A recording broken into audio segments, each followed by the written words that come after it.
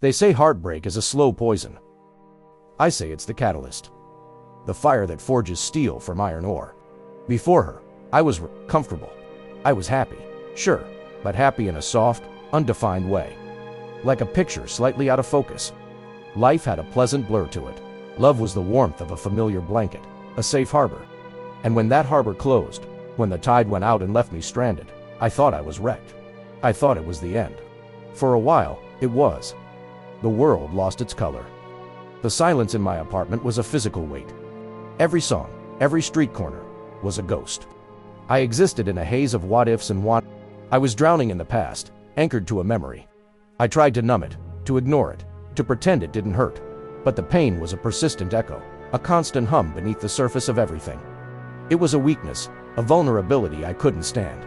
Then, one morning, something shifted. I woke up, and the familiar ache was still there, but it felt different. It wasn't just pain anymore. It was fuel. A raw, potent energy. I looked in the mirror and didn't recognize the hollowed-out person staring back. And in that moment, I made a choice. I decided that if I was going to feel this pain, I was going to use it. I was going to turn this gaping wound into a source of power.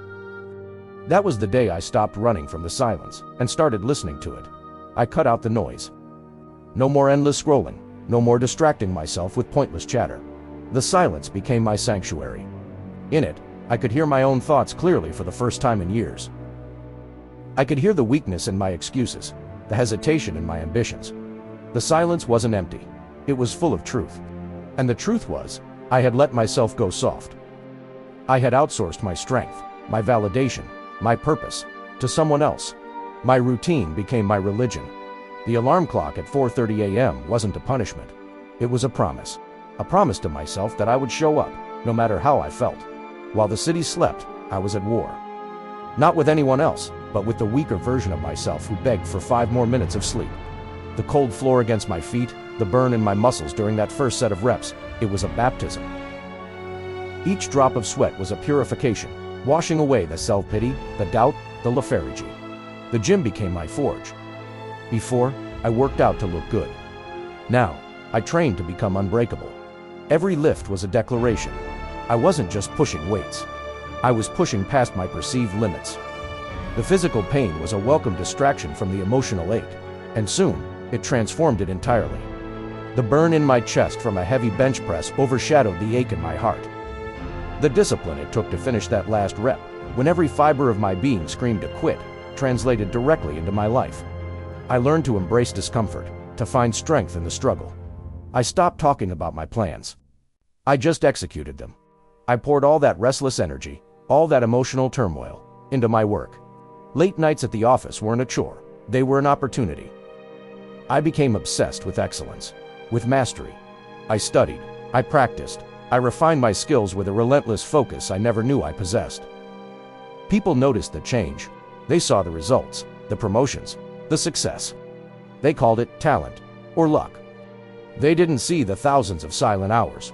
They didn't see the sacrifice. They didn't know that my ambition was fueled by a ghost. I learned to be alone. Not just to tolerate it, but to value it. I found a richness in my own company that I never had before. I read books that challenged my thinking. I walked for hours, just observing the world without needing to share the experience. I became my own best counsel. The need for external validation withered away. My opinion of myself became the only one that mattered. This wasn't loneliness. It was sovereignty. She didn't make me a villain.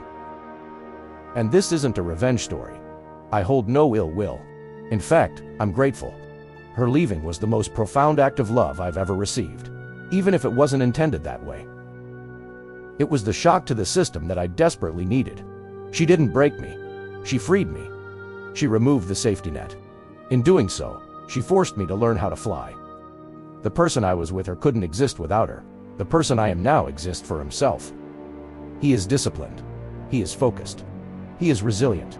He moves with a purpose that comes from deep within, not from the approval in someone else's eyes. He finds peace in solitude and strength in struggle. He's not loud or aggressive. His power isn't in what he says, but in what he does, in his unwavering commitment to his own evolution. People call this version of me dangerous. And I guess I understand why. A man who doesn't need anything from anyone is unpredictable. A man who has faced his own darkness and turned it into his greatest asset is a force of nature. But the danger isn't to others. It's to the status quo. It's to mediocrity. It's to the comfortable, easy life I once knew. So, yes, a relationship had to end for me to become this person. I had to lose what I thought was everything to build something real, something that could never be taken away. I had to walk through the fire of heartbreak to be forged. I didn't seek this path, but now that I'm on it, I wouldn't trade it for anything. The pain was the price of admission for becoming the man I was always meant to be. And for that, I am eternally grateful. If this story resonated with you, consider subscribing for more. As always, the heart remembers what the world forgets.